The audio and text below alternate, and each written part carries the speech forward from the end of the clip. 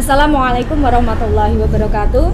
Salam bahagia, salam sejahtera, salam Putri Cempa. Selayaknya kita perempuan memang menjadi seorang Putri Cempa, seorang yang cerdas, mandiri, proaktif, dan agamis. Oke. Kali ini kita keluarga besar Putri Cempa bersama dengan Ibu Hamdanah dan Ibu Hariratus Saadah akan membahas tentang sesuatu, tentang hal-hal yang memang berkaitan atau berhubungan dengan kita di keseharian. Dan saat ini yang akan kita bahas adalah tentang dilatar belakangi dengan angka perceraian yang cukup tinggi, tidak hanya di Kabupaten Kudus tetapi juga di kabupaten-kabupaten yang lain, terutama di masa pandemi saat ini. Nah, kita kali ini akan membahas berkisar atau seputar hal tersebut.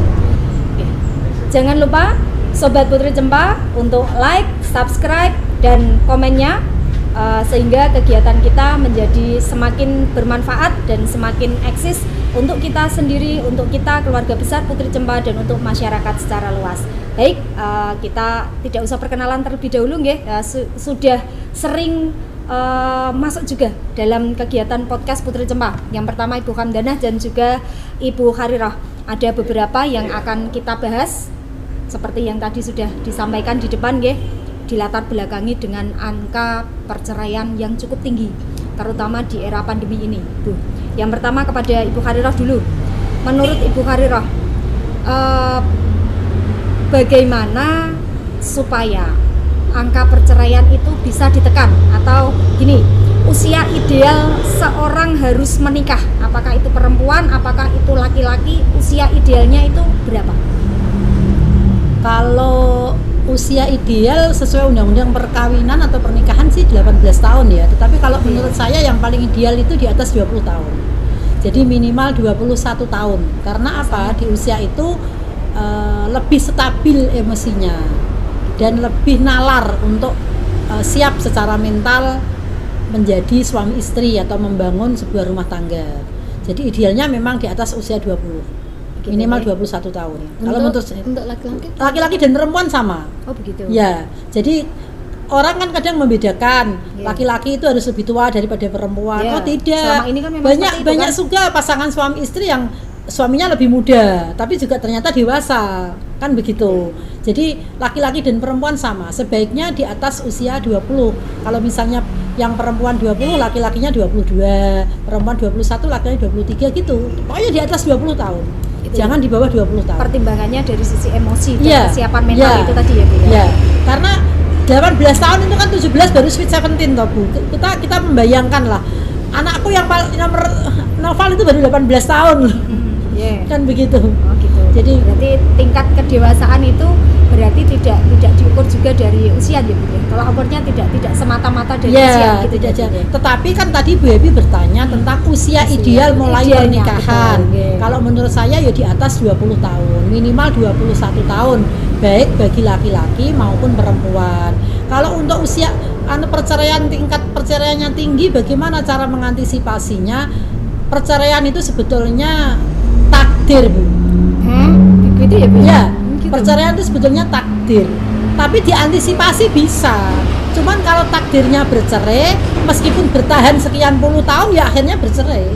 Gitu ya. Ya, hanya untuk mengulur saja. Gitu. Oke. Ya, selanjutnya, Bu. Menurut Ibu sekarang gantian Bu Hamdanah, persiapan pernikahan. Menurut Bu Hamdanah, apa saja yang harus dipersiapkan menjelang kita memasuki di masa pernikahan itu, sehingga nanti itu tadi tujuannya menekan angka perceraian. Persiapannya apa saja? Kalau saya ditanya tentang persiapan pernikahan itu panjang sekali, Gitu ya, Bu. berkaitan dengan banyak hal, lingkungan, keluarga, banyak sekali.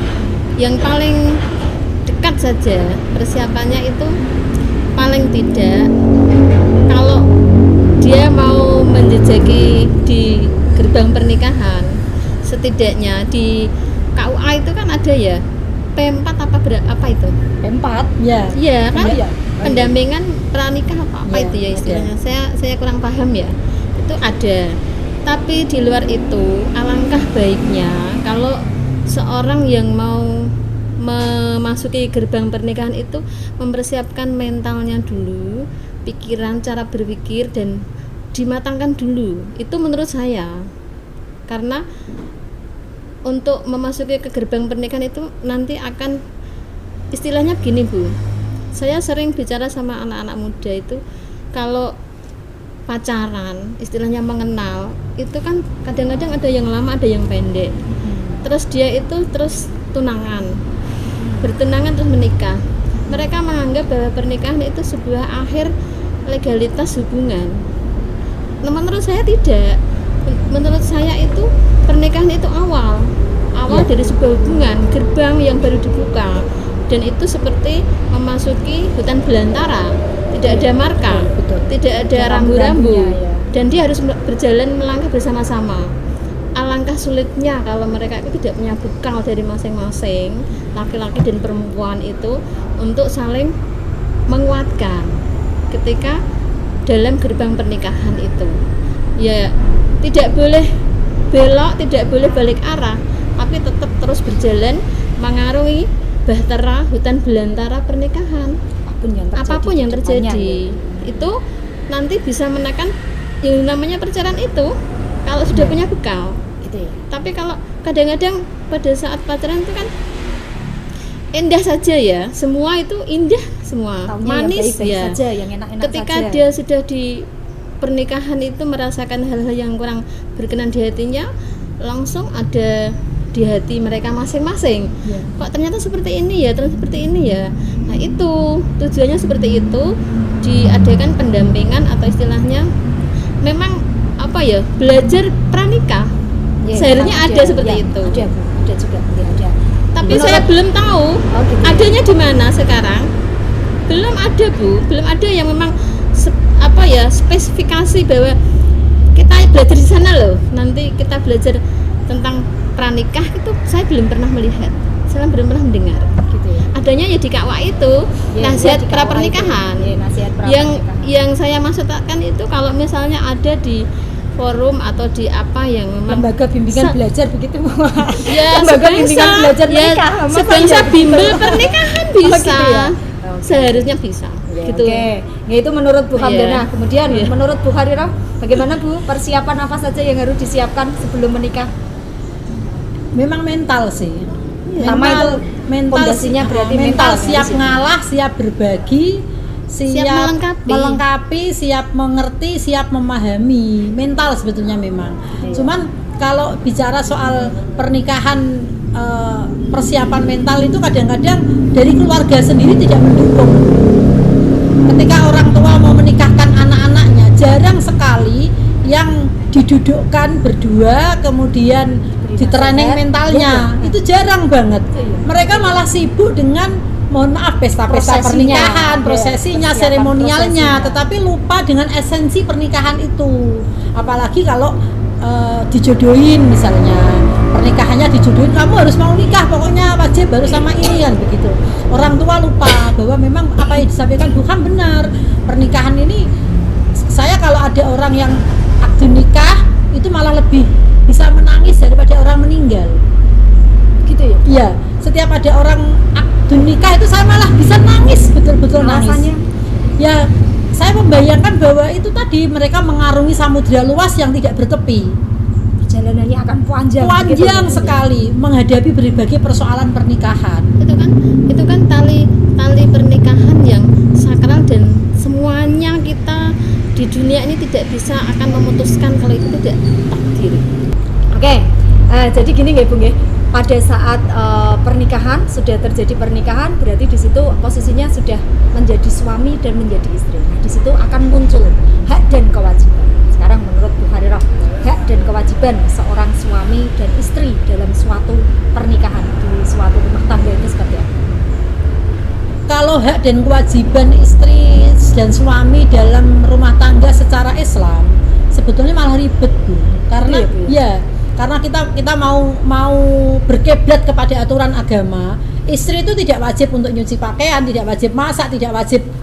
Istri itu ya harus melakukan kodratnya saja, melahirkan, menyusui anaknya pun kalau istri tidak mau bisa dapat gaji dari honor Iya. dari suaminya, karena kan yang Iya. berkewajiban menafkahi anak itu kan suami. Misalnya aku mau nyusui anakmu tapi bayar, itu secara fikih boleh loh. Makanya ketika Iya. ada seorang ibu menyusui anaknya dengan gratis, ikhlas, senang, bahagia, itu pahalanya luar biasa. Jadi sebetulnya beres-beres rumah dan sebagainya itu bukan tugas perempuan, Bukan sebagai kewajiban. istri, Bukan kewajiban seorang kewajiban istri. Bukan istri. kodratnya sebagai perempuan untuk jadi seperti itu. Iya, perempuan Iya. dimuliakan malah justru. Dimuliakan. Tetapi kalau dalam kajian lingkungan kemasyarakatan kita, tugas dan hak kewajiban suami istri itu setara. Ya, memang saling membantu, saling menolong. Yang Tidak ada iran-iranan pekerjaan. Kayak gitu pekerjaan rumah gitu. Iya, ya, pekerjaan rumah itu ya pekerjaan suami istri. Jadi misalnya ada istri yang bikin yang bisa naik genteng di rumah, itu bukan sesuatu yang istimewa, biasa. Biasa saja. Mau membenarkan genteng pecah, enggak istri terus kebanggaan, wah aku istri hebat dong bisa benerin genteng, enggak lah, itu biasa, saling menolong. Suami pun sebaliknya, ketika ada suami cuci piring setelah makan, itu bukan sesuatu yang istimewa. Memang hal yang itu dilakukan. Biasa, itu saling menolong, saling membantu, saling mengerti kesibukan masing-masing, ada kompromi dalam hak dan kewajiban. Jadi kalau menurut Bu Harirah, kewajiban utama seorang istri itu apa? Yang utama kewajiban yang harus dipenuhi, Membahagiakan keluarga. membahagiakan keluarga. Suatu kewajiban ini. Iya, wajib. Bagaimana suaminya bahagia, anak-anaknya bahagia, dirinya juga bahagia. Pokoknya seisi rumahnya itu bahagia karena keberadaan seorang istri itu.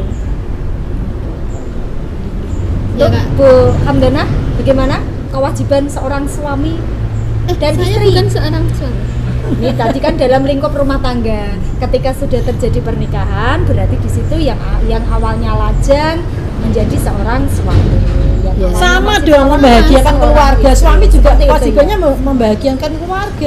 Tadi kan saya sudah menyampaikan, ketika sudah menjadi status suami istri, mereka harus berpegang erat, saling menguatkan untuk menjalani bahtera kehidupan yang tidak tahu endingnya akan seperti apa, dan ujungnya di mana juga tidak tahu, karena hidup itu berjalan.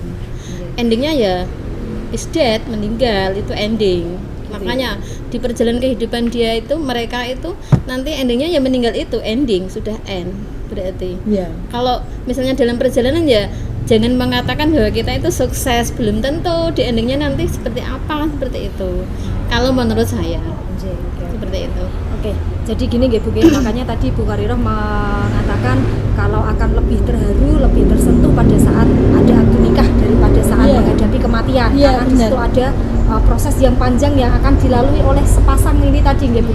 Nah, ketika ini tadi akan muncul hak dan kewajiban sebagai suami dan sebagai istri, di mana di situ menyatukan kedua keluarga, menyatukan dua keluarga yang kita tidak tahu latar belakangnya sebelumnya. Nah, di sini artinya kita sebagai seorang istri juga sebagai seorang suami pun mempunyai ibu dan ibu mertua, mempunyai ayah dan ayah mertua. Menurut pandangan Ibu Harirah, hubungan dengan mertua yang seperti apa idealnya yang harus dibangun oleh seorang anak atau menantu seperti itu? Kalau saya pernah punya pengalaman punya mertua ya.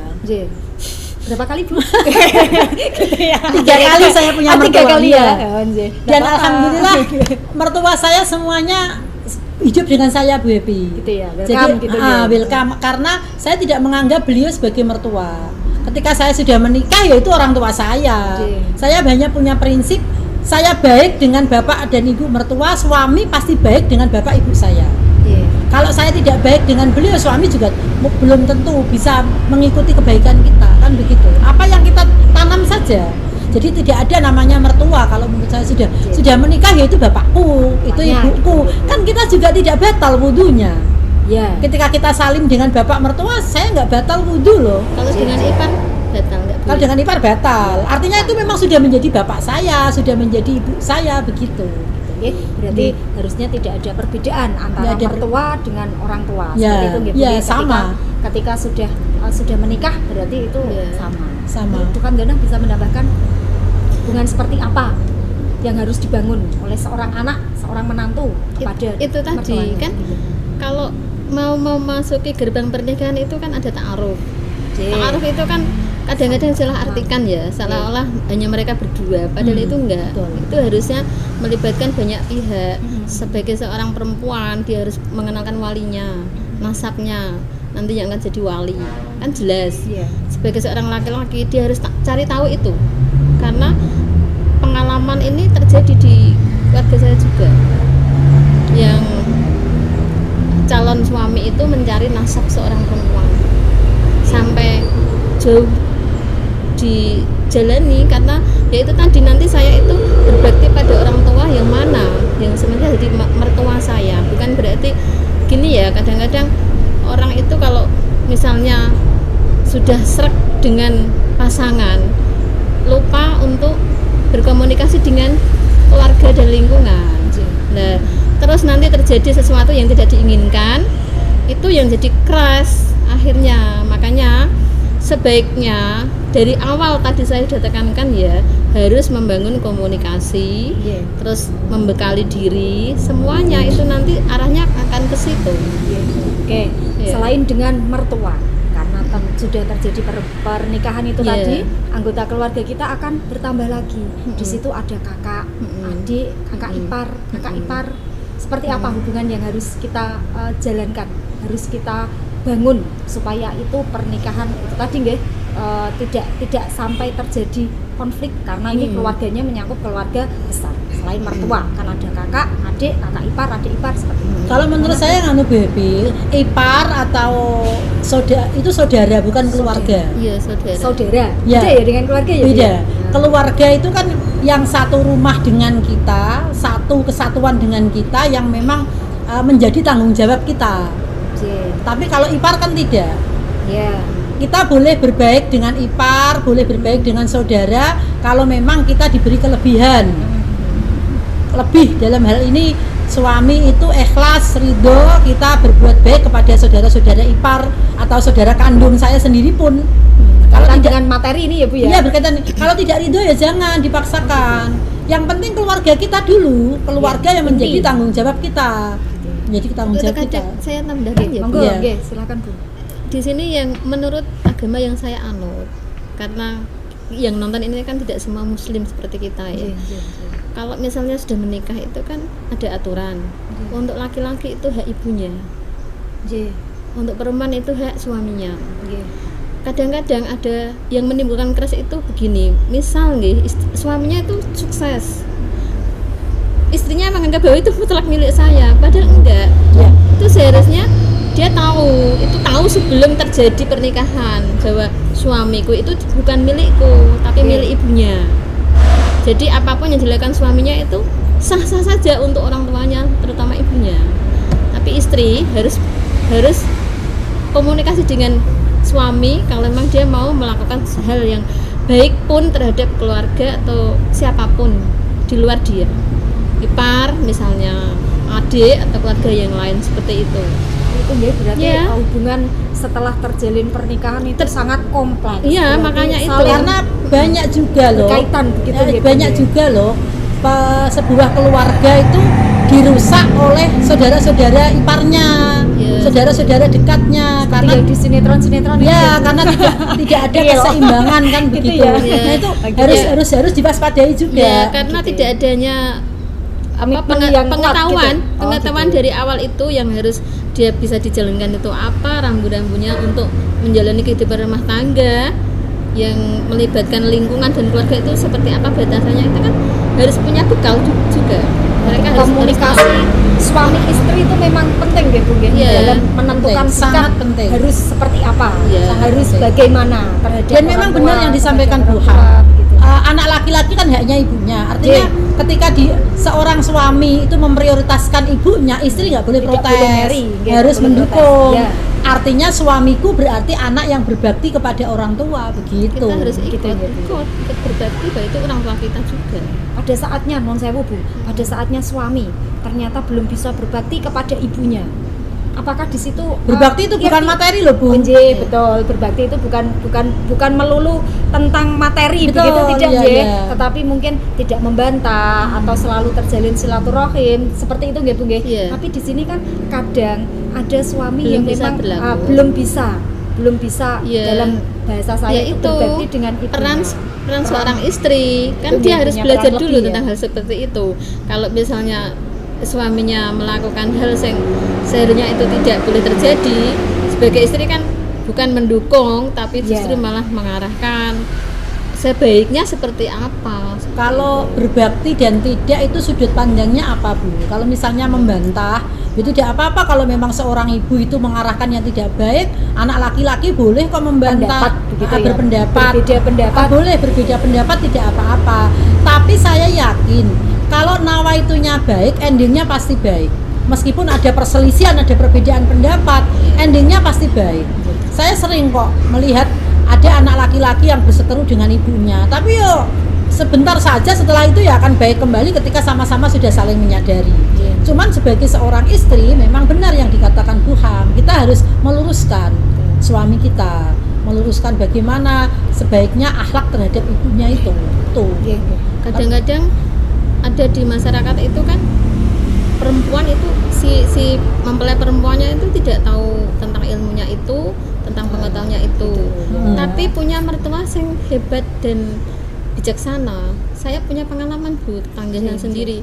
Dia itu perantauan. Nggih. Orang merantau itu kan dekat di sana, di perantauan itu dekat kan. Nggih. Perempuan laki-laki kan dekat. Akhirnya kan mereka menikah. Iya. Ternyata di dunia realita kan jauh banget antara Kudus dengan Jawa Timur misalnya, Iya. dengan Jawa Barat seperti itu ya, Sumatera dengan Jawa gitu loh. Itu realnya. Iya. Nah, ketika adat itu terbawa dalam pernikahan, mau berkata apa keluarga? Iya. Karena mereka kan ketemunya di sana ya. Terus sudah pulang minta doa itu menikah seperti itu. Tapi saya salutnya itu orang tua si laki-lakinya itu bijaksana sekali. Karena memang kebetulan dapat orang Batak apa ya? Sumatera atau apa? Batak, ya, Sumatera. Ya, kan Sumatera. punya watak yang keras ya. Itu pesannya tuh begini, Bu. Saya tuh terharu banget itu. Nanti kalau kamu punya masalah dengan keluargamu dan kamu tidak bisa bertahan, pulang. Ibu masih menerimamu dengan tangan terbuka. Itu yang bikin saya nangis. Kalau selalu ingat itu. Betapa bijaksananya seorang ibu yang tahu tentang tanggung jawab anak laki-lakinya terhadap istrinya. Itu kan harus ada ilmunya. Berarti di Iya. pikiran ibu itu tadi mungkin sudah tergambar nantinya anakku di sana itu akan menjalani seperti ini. Nah, pada saatnya anaknya kok mungkin pada saat itu kok tidak kuat. Padahal itu dalam keadaan Memberikan baik-baik saran saja seperti loh. itu, nggih. Itu sesuatu pikiran seorang ibu yang Iya. paling Feelingnya, buruk, instingnya yang sudah paling sudah buruk, main, panjang sudah lah. keluar, yang gitu. paling buruk akan terjadi nanti. Kamu tidak usah risau, kamu tidak usah kecil hati. Pulang ke ibu, saya masih menerima. Oke. Jadi intinya memang segala sesuatu yang ada di lingkungan pernikahan itu karena ada pernikahan, ada suami dan ada istri. Jadi Ada intinya keluarga yang komunikasi itu penting. Sekarang begini, Bu. Komunikasi suami dan istri selain kita berkomunikasi lewat sikap, lewat verbal. Di situ kan ada non sewu nggih, hubungan seks di dalam pernikahan. Menurut Ibu Harirah, seberapa pentingkah hubungan seks dalam suatu pernikahan dan seharusnya itu seperti apa? Seks itu ya penting sekali dalam pernikahan. Jadi justru komunikasi bisa cair, komunikasi bisa akrab ketika seksnya sehat, Bu Happy. Gitu ya? Iya. Seminggu berapa kali? Malam Senin dan malam Jumat itu kesunahan. Malam yang lain kewajiban. Nanti malam gitu ya. Malam Oh, Senin, begitu ya? malam Iya. Jumat itu kesunahan. Malam Oh, yang gitu. lain kewajiban. Berarti setiap malam dong. Jadi begini. Silakan dilanjut. Kita bicara yang sensitif ya, ini Iya, tentang oke, seks. Kenapa saya katakan seks itu penting? Kebutuhan manusia, kebutuhan inti dari manusia baik laki-laki maupun perempuan, yang pertama. Kemudian yang kedua, seks penting karena dalam seks itu ada hiburan. gitu Bu? Ya, Oke. kalau seks itu tidak menjadi hiburan, berarti harus pertanyakan tanda tanya besar. Bukan sekedar kewajiban suami pada istri atau kewajiban istri melayani suami, tapi harus ada nilai hiburannya, menjadi hiburan. Sehingga dalam hubungan seks itu ada sendoguro, kan begitu Bu? Ada keromantisan, ada kemudian keasikan, tidak sekedar menunaikan kewajiban barbar gitu enggak, tetapi memang ada keasikan. Making love. Ya. Yang ketiga, seks itu sendiri bukan hanya sekedar hiburan, tetapi juga komunikasi, Bu. Oh gitu. Ya. Ketika mohon maaf jangan sampai gara-gara seks kemudian ada perbedaan karena istri tidak puas atau suami tidak puas dan itu mereka tidak bisa bicara. Karena malu, karena tabu, karena ewah, karena isen, kan begitu enggak. Bicarakan saja, aku seneng kok seperti ini, aku seneng kok begini.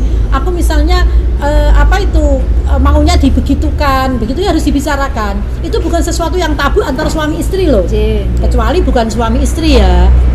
Nah, Nah, makanya maksudnya dalam lingkup pernikahan ini. Nah, Bu, makanya suami istri itu dibicarakan, diomongin.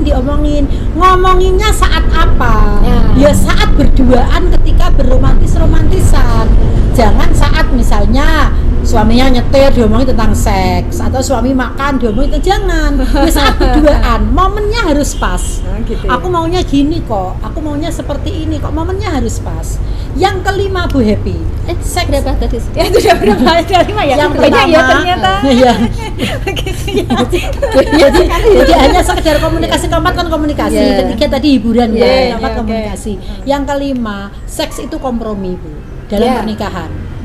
Kita bertengkar ini hebat, berseteru lah hebat. Tapi mohon maaf, seorang perempuan meskipun habis bertengkar dengan suaminya, habis dimaki-maki lah sama suaminya, begitu disentuh dengan kasih sayang dan suami minta maaf, dicium saja itu udah luluh. Nah, ini fakta. Begitu lemahnya Iya, perempuan. bukan lemah, Gitu ya. bukan Bodoh. bukan lemah, ini bukan lemah, justru itu kekuatan emosional perempuan. Gitu ya. Bagaimana dia bisa menerima kondisi apapun suaminya. Jadi bukan itu bukan kelemahan loh ya, itu kekuatan.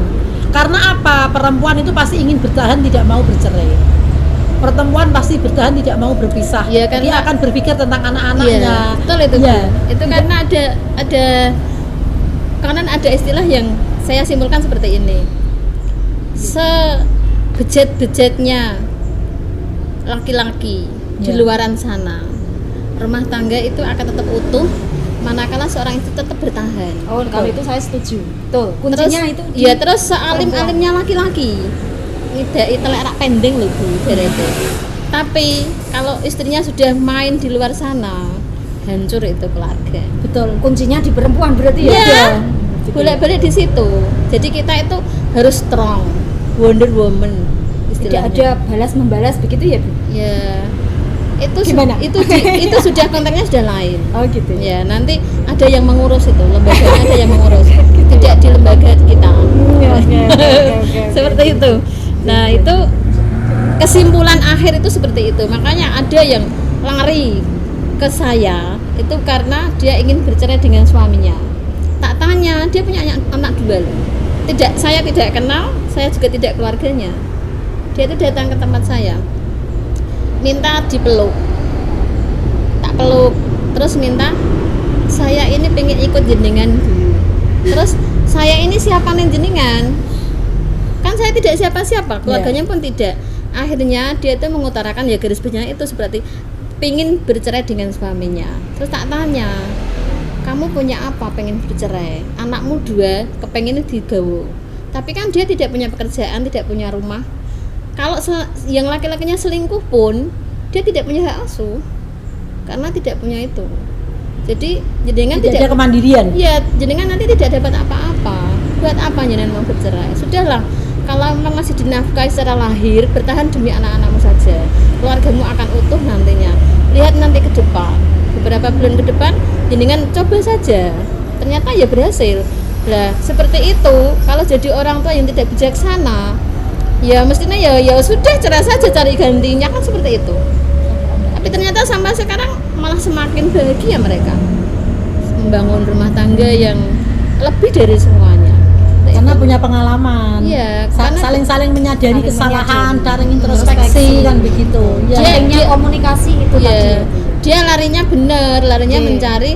mencari informasi Di tempat yang betul. Iya. Pada saatnya larinya Iya. di tempat Iya. yang memang salah. Pelarian yang salah, awalnya- dugem. Nah, seperti itu. Dunia-dunia yang kelam kan begitu. Dia yang hanya- awalnya beloknya sedikit malah Iya. tambah semakin melenceng begitu nggih. seperti itu liku-liku rumah tangga itu hanya sekelumit cerita, banyak Iya. sekali, tapi ya itu tadi komunikasi, edukasi penting. Betul. Jadi memang ketika suatu pernikahan itu sudah terjalin, banyak sekali hal yang memang harus melekat terhadap diri kita. Apakah itu hak atau apakah itu kewajiban sebagai seorang suami dan sebagai seorang istri, memang itu harus mengutamakan komunikasi. Seperti itu. Kembali yang ke seks, Bu komunikasi Happy. dan Iya. kontrol. Saya akan mau kembali ke menambahkan? seks. Oke, Gini. bisa. Ya. Kenapa saya katakan seks ini sangat penting sekali dalam pernikahan? Karena sebetulnya semua persoalan itu bisa diselesaikan ketika hubungan seks itu sehat. Lancar begitu. Lancar ya, itu Gitu ya. sehat.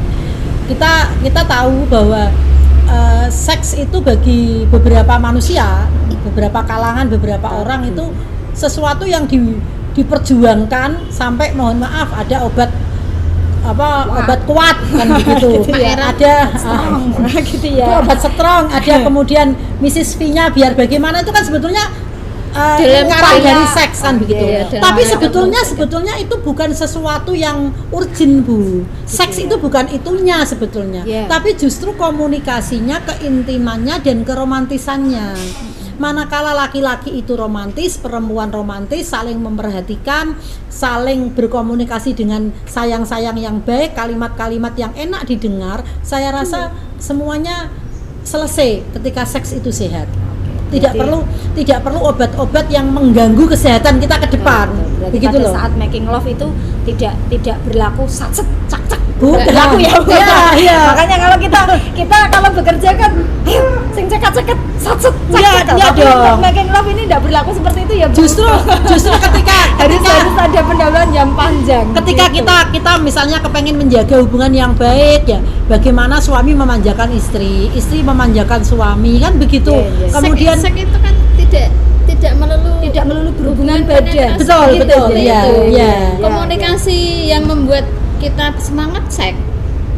Pokoknya Komunikasi bangun tidur tatapan tidur kita dengan yang membuat orang itu merasa diperhatikan, disayang. betul, seks. betul. Iya. Ya. Situ. Iya, Jadi iya. Bangun tidur ada yang menyapa, ada yang nyium keningnya, ada yang nyium pipinya, ada yang mijitin kakinya. Bangun tidur tok itu loh. Iya, iya. Itu Tidak sudah saling seperti menghargai loh. Aslinya saling bahwa suami itu mencintai istrinya, istri mencintai suami itu saling take and give-nya ada. Oke. Itu, Oke, Bu. intinya memang Jadi- dalam suatu pernikahan banyak sekali yang harus kita belajar lagi, Iya. belajar Iya. lagi, termasuk tadi nggih Iya. tentang seks, tentang hubungan dengan mertua, dengan Iya. ipar, dengan lingkungan. sepanjang Seperti perjalanan itu, ya. pernikahan itu belajar. Nah, sekarang Bu, fenomena yang saat ini terjadi berkaitan dengan media sosial lagi. Kita kan sering ya kita menjumpai seseorang yang duduk bersama tetapi tidak saling menyapa, tidak saling ngobrol, asik dengan HP-nya sendiri-sendiri. Menurut pandangan Bu Farirah seperti apa? Sering kok memang ada kumpulan keluarga, tapi Oke. mereka tidak saling berinteraksi. Nah, Mereka asik dengan HP-nya sendiri. Kalau menurut saya justru momen-momen kumpul-kumpulan keluarga itu ya memang harus lepas HP. gitu ya. Bagaimana memanfaatkan momentum itu untuk saling berkomunikasi dan berkoordinasi yang baik. Iya. HP harus dilepas dan orang tua itu harus tegas. Terutama anak-anak kita supaya kenal dengan sepupunya, kenal dengan keponakannya, kenal dengan tetangganya, memang HP harus dilepas. Jangan membiarkan anak-anak asik dengan HP lebih dari 10 menit. Pada saat ada kumpulan keluarga, harus tegas, apalagi seorang ibu. Lepas HP-nya sini disimpan, ayo bergaul, bercanda, ngobrol, begitu. Nanti kalau nggak begitu ya sifat individualisnya yang Itu kelihatan. anak gitu, apalagi Itu mungkin- jika itu terjadi di suami itu- dan istri ya Bu. Itu bisa dimulai dari kita sebagai orang tua. Iya. Meskipun saya tuh anak saya kan sudah dewasa ya, udah besar ya. Ada anak-anak lagi itu saya biasakan kalau kita ngobrol, kita jagong itu kita nggak bawa HP semua. Yeah. Jadi tidak ada HP, HP lepas. HP ku tidak ikut dengan kita. Jadi murni kita memang ngobrol, ngomong. Berarti ini bisa dipraktekkan gitu Yeah. di hubungan suami istri. Ya, Masuk dari suami- kasur itu HP-nya ditumpuk Suami gitu ya. istri pun seperti itu. Gitu ya. Apalagi sekarang ini kan kadang-kadang suami punya komunitas kan, Tuh. istri punya komunitas, Yeah. punya HP masing-masing. Kalau ini saling pegang, tidak punya aturan, suami istri harus punya aturan loh ya di rumah tangga. Itu nanti rancu, langsungnya cekcok gara-gara HP, HP. yang enggak punya nyawa loh, tapi bisa mengendalikan nyawa kita. Iya. Iya. Itu HP.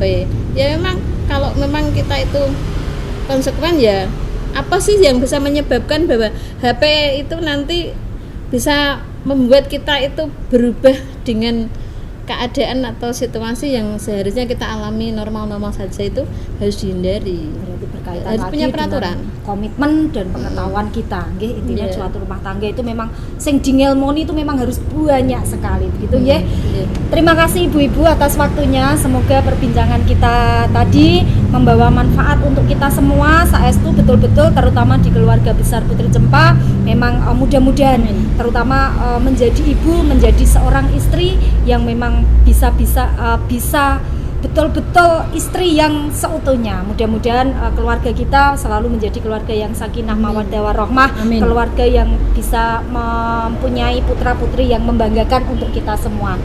Ini Bu, sekarang kita bisa punya pengalaman atau kita bisa melihat lingkungan di sekeliling kita gitu. Banyak kejadian suatu rumah tangga sudah terbina sekian puluh tahun, putra-putrinya sudah dewasa, sudah besar-besar. Artinya di situ dalam mengarungi perjalanan rumah tangga sudah banyak sekali hal yang sudah ditaklukkan di situ. Tetapi jika pada waktu itu ada konflik antara suami dan istri, apakah mohon maaf tentang perceraian itu seharusnya yang Terjadi. mengajukan atau yang menuntut untuk pisah itu seharusnya seperti apa Bu? Menurut Bu Karirah? Kan begini ya Bu Epi, tadi Bu Ham menyampaikan sepanjang perempuan bertahan, Ya. pernikahan akan baik-baik saja. Ya. Artinya saya menyampaikan kepada teman-teman saya sesama perempuan, jangan pernah mengajukan cerai, jangan menuntut cerai, bertahan saja, bertahan. Suami kita itu surga kita. Yeah. Suami kita itu adalah yang bisa menyelamatkan kita. Yeah. Tetapi jika sang suami itu mau menceraikan, jangan melo. Perempuan yang mandiri, yang cerdas, tidak usah melo ketika mau diceraikan. Siap. Siap, tapi jangan menuntut cerai. Gitu ya Bu? Iya dong. Artinya ya sudahlah, kalau kamu memang sudah tidak suka dengan saya, laki-laki itu kan pendidik, laki-laki pemimpin keluarga. Kan begitu, laki-laki penanggung jawab. Ketika dia sudah tidak suka dengan istrinya, dia menceraikan, si istri ya harus menerima. Tidak kemudian meratap-ratap, jangan ceraikan saya nggak mau dicerai, aku nanti bagaimana, jangan. Tetap harus siap gitu tetap ya? harus siap, tapi jangan menuntut cerai. Karena Kalau bisa. ya jangan menuntut cerai. Sepanjang apapun alasannya, saya menghimbau dan meminta kepada teman-teman sesama perempuan, jangan mengajukan cerai. Bertahan saja sampai suamimu yang menceraikan. Kenapa seperti itu Bu? Kenapa harus seperti itu? Karena di dalam kenyataannya sejarah nanti tercatat Bu, anak-anak akan dalam memori ibu saya menuntut cerai ayah saya. Pasti mereka akan bertanya alasannya apa. Kan begitu. Kenapa ibu tidak bertahan demi keutuhan keluarga? Kenapa ibu tidak bertahan untuk mempertahankan supaya bersatu dan rukun? Kan begitu. Tetapi seorang suami yang baik, yang bertanggung jawab, itu pasti tidak akan menceraikan istrinya semena-mena. Dia akan menceraikan istrinya dengan tanggung jawab penuh, hak-haknya diberikan. Apalagi anak-anaknya ikut sama istrinya, kan begitu. Artinya ini menunjukkan gentleman-nya laki-laki. Kalau dia sudah tidak mampu mendidik istrinya, tidak mampu mendampingi istrinya, ya silahkan diceraikan. Tapi dengan tanggung jawab dan gentle. Jangan sampai dicerai, didolimi, dielek-elek, duitnya dijaluk kabeh. Jangan dong, nggak boleh suami begitu. berat nggih. Walaupun sudah bercerai pun ternyata masih Ya ada makanya hak dan harus bertahan, kewajiban yang kalau bisa melekat. jangan bercerai. Gitu ya. Oke. Kecuali memang alasannya alasan Ya, yang sebenarnya kan Gimana kalau tuh? kita memang menurut aturan agama yang kita anut itu kan kompleks sekali aturannya, sudah banyak dan sudah tertera alasan-alasan satu persatunya itu bisa dilakukan apa tidak itu sudah ada, tinggal kita saja yang menyikapi bahwa ya memang intinya itu tadi, kita itu menjalani pernikahan itu perlu ilmu ya. sepanjang jalan, sepanjang pernikahan. Iya, iya, iya. Jadi perjalanan pernikahan itu tidak bisa dikatakan gini loh, 1 tahun 2 tahun sukses atau gimana, nggak bisa, harus terus belajar terus bersama. Kalau toh misalnya kan ada ya Bu ya, berpisah dengan cara bercerai atau berpisah dengan cara mati, kecuali itu kalau cerai itu konsekuensinya lebih besar daripada kita ditinggal meninggal, masih ditinggal mati. Karena kalau mati ya memang terpaksa kita harus menjalani. Masih menjalani, tapi Tapi cerai kan cerai prosesnya panjang. proses dan pilihan. Selain prosesnya panjang, di situ Iya. juga tetap melekat hak dan kewajiban setelah Iya. dicerai. Iya, betul. Ya seperti itu. Makanya sebisa mungkin jangan bercerai. Perempuan jangan minta cerai. panjang Oke. urusannya. Oke, sekarang kembali lagi ke hubungan setelah pernikahan, baik itu hubungan dengan orang tua, dengan mertua, dengan ipar. Nah ini Bu, kadang kan kita suka bingung atau karena itu masuk keluarga baru nggih Bu, itu perilaku seperti apa yang seharusnya ditunjukkan, baik itu oleh suami ataupun oleh istri terhadap iparnya, perilaku yang harus dijaga atau perilaku yang seperti apa yang memang harus Dalam keluarga kita pasangan. lakukan di keluarga pasangan. Yang pertama ojo genit. Heh? Dengan ipar itu jangan genit. Iyalah. Baik laki-laki perempuan misalnya. Sama-sama nggak kenal Iya juga. dong. Jangan Genitnya genit lah. diranjang sama suami. Ya, misalnya sebagai perempuan kadang-kadang iparnya mungkin ganteng atau iparnya cantik, terus kemudian dia bergenit-genit ria, jangan. Pertama itu jangan genit. Pokoknya jangan ipar, jangan genit, harus sopan. Sopan dan menghormati, menghargai. Yang kedua jangan provokatif. Provokatif itu kadang nggak sadar loh Bu Happy.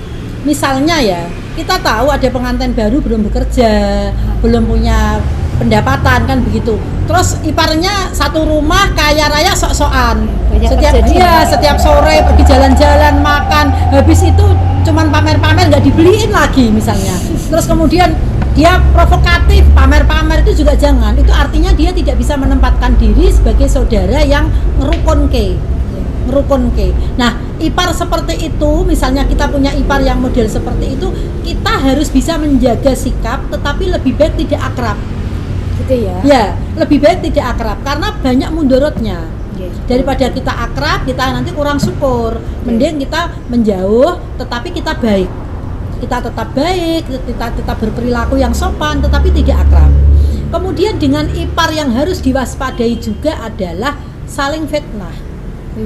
Itu dihindari. Ketika kita misalnya menerima fitnah dari seorang ipar, lebih baik tidak melabrak. Diam saja, yang penting nanti akan terbukti. Waktu yang Ya, menjawab. waktu dan alam yang akan membuktikan. Misalnya kita didolimi ya kita pindah saja lah, nggak usah awar ipar. Misalnya satu rumah kok nggak kuat, iparnya nakal, ya sudah segera pindah. Kan ada dulu apa ya, petuah untuk calon pengantin. Kalau misalnya kamu sudah masuk ke gerbang pernikahan, persiapkan dulu kamu itu nanti tinggal pisah dengan mertua dan orang tua. Ya. Ya itu yang dalam rangka itu semestinya, meskipun dalam posisi ngontrak.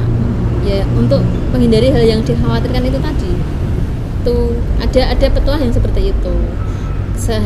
Sebaiknya, seyogianya kalau sudah menikah itu jangan tinggal sama mertua dan orang tua.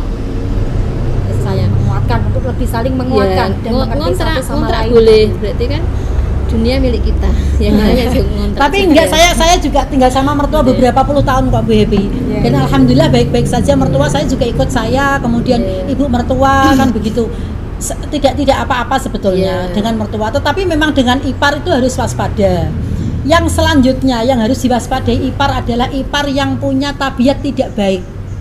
Misalnya Kelihatan mau mencuri, mau ngambil yang bukan haknya, itu kita harus tegas. Kalau perlu kita harus keras.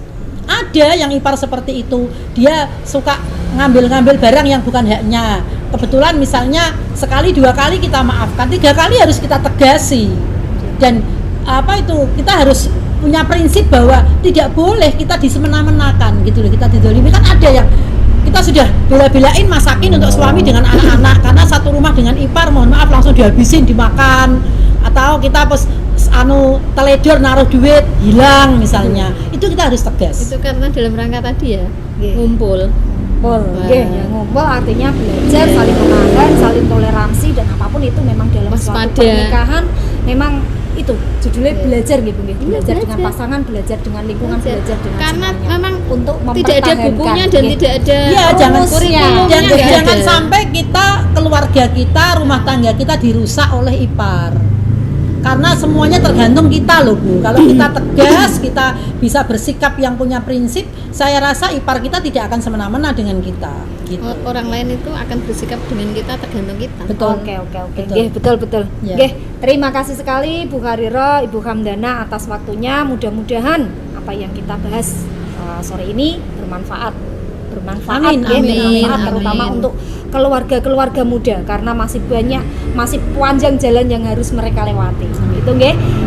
Jadi Sobat Putri Cempa, demikian pembahasan kita atau bincang-bincang kita pada sore ini. Mudah-mudahan bermanfaat. Mohon maaf jika ada yang tidak berkenan. Sekali lagi, salam bahagia, salam sejahtera, salam Putri Cempa. Selayaknya perempuan menjadi seorang Putri Cempa yang cantik, cerdas, mandiri, proaktif, dan agamis. Terima kasih. Wassalamualaikum warahmatullahi wabarakatuh. Waalaikumsalam.